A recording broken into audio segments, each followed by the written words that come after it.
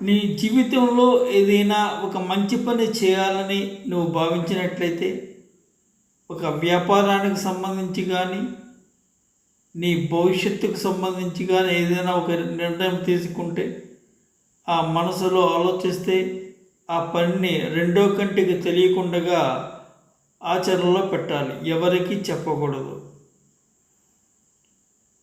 ఎవరికైనా చెప్పినట్లయితే, నీకు శత్రువులు ఎవరైనా ఉన్నట్లయితే వారు ఆ పనికి ఆటంకం కలిగించవచ్చు, లేక నీకంటే ముందుగా వారు ఆ పనిని ప్రారంభించవచ్చు.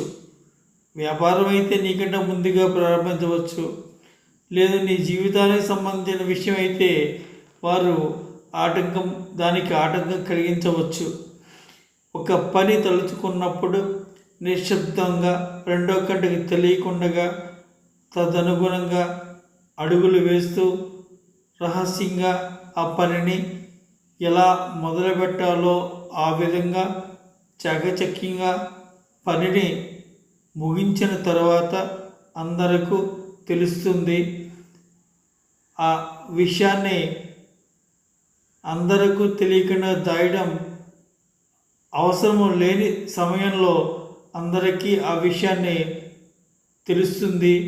ఇది ఈ విధంగా చేయమని చాణక్యుడు చెబుతున్నాడు. రహస్యం ఇప్పుడు చెప్పకూడదు. Thank you. సబ్స్క్రైబ్ చేయండి. దయచేసి సబ్స్క్రైబ్ చేయవలసిందిగా కోరి ప్రార్థించుచున్నాను.